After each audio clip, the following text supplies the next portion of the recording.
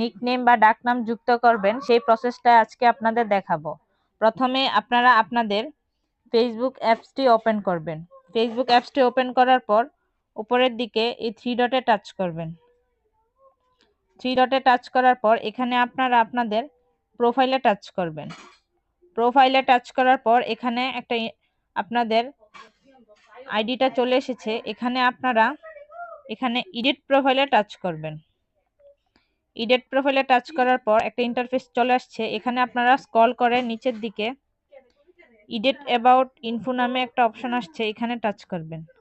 Edit your about info এখানে touch করার পর আপনারা এখানে আরেকটা ইন্টারফেস চলে আসছে। এখানে আপনারা একটু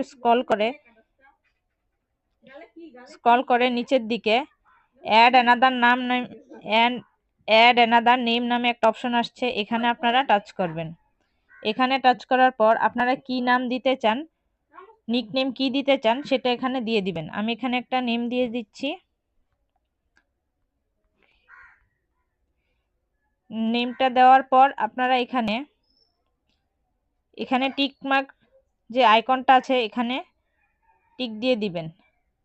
তারপরে নিচের দিকে সেভ অপশনে সেভ দিয়ে দিবেন।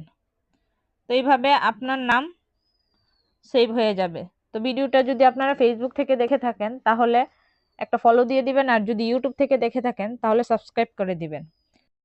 তো চলুন এখন দেখি আমার নামটা অ্যাড হয়েছে কিনা। সেই জন্য ব্যাকে চলে যাবেন। ব্যাকে গিয়ে আপনারা এখানে হোমে আপনাদের প্রোফাইলে ঢুকবেন। প্রোফাইলে যাওয়ার পর এই যে দেখা যাচ্ছে আমার নামের শেষে একটা ডাকনাম দেওয়া আছে ব্র্যাকেটের মধ্যে।